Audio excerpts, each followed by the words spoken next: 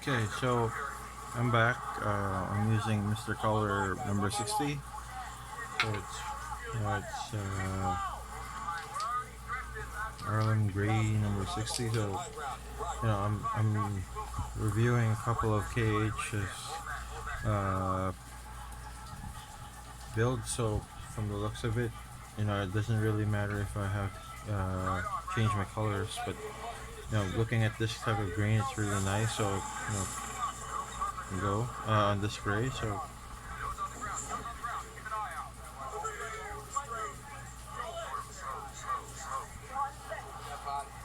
we create some shadows at the same time we cover much area, and then we have that finish that we look at.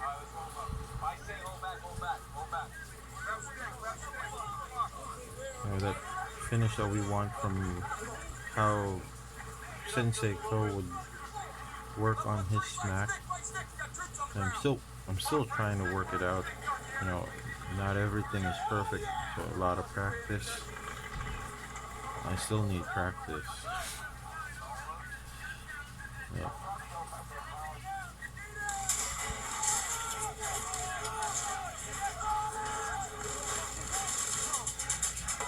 So don't mind the wires if they get hit.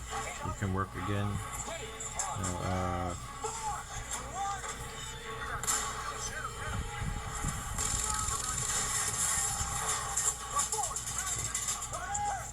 it's looking fine. So not necessarily you need to cover everything. So if you create shadows on your Mac or there are dark tones, light tones, it's okay because that can be reworked, or you can add different types of camo in that section.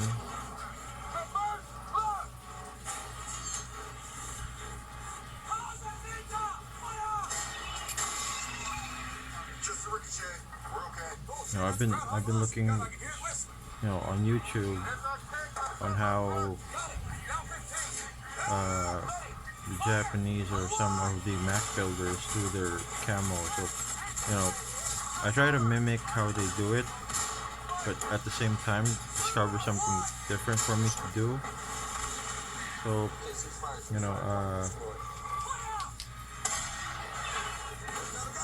especially with the big names in Mac. So I try to incorporate everything I see and try to develop my way of doing things. So some use airbrush, some hand paint.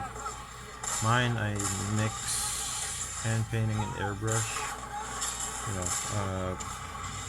Create my own finish on my Mac.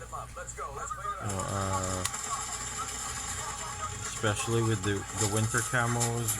It's not just since it's all white and everything. It's like you say, like all white.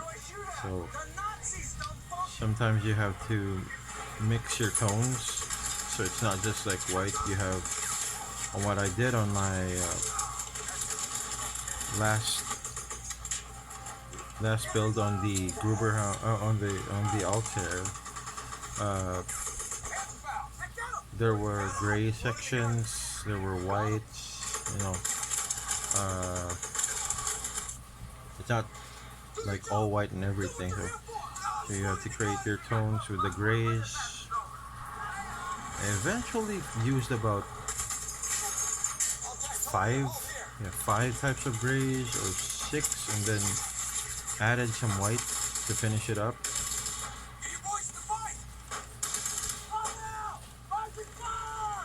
So after this, once I've got everything covered,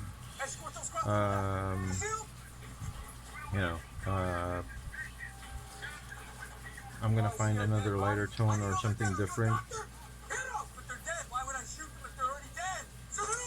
Something different for the camo to finish. So, sorry about the movie. I'm watching Fury. I've been, one of my favorite movies. So, That's my motivation. So yeah, bear with me.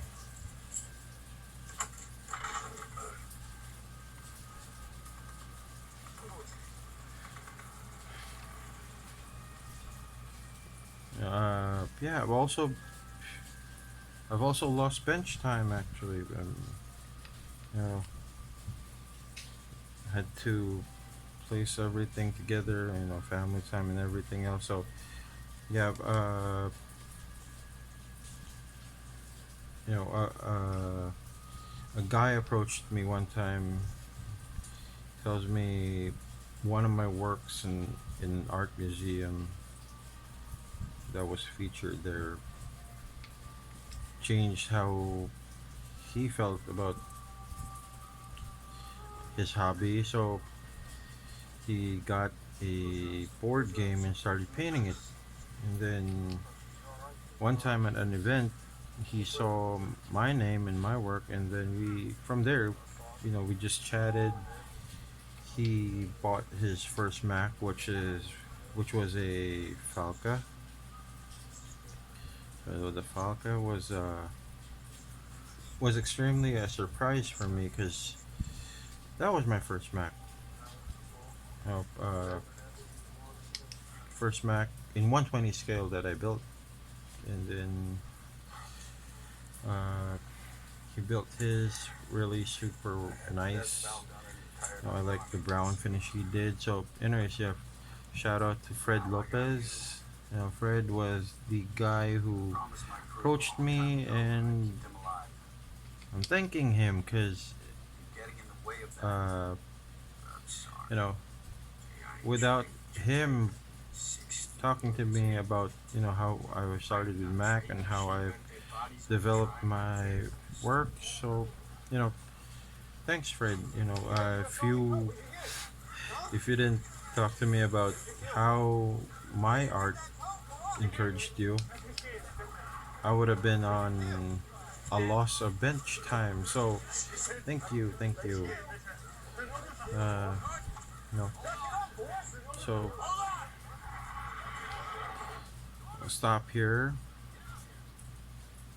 grab some coffee because I know this is gonna be an all-nighter. So, you know, the next thing I'll be doing is adding a different tone of gray on this one. So, if you look at this, it's starting to look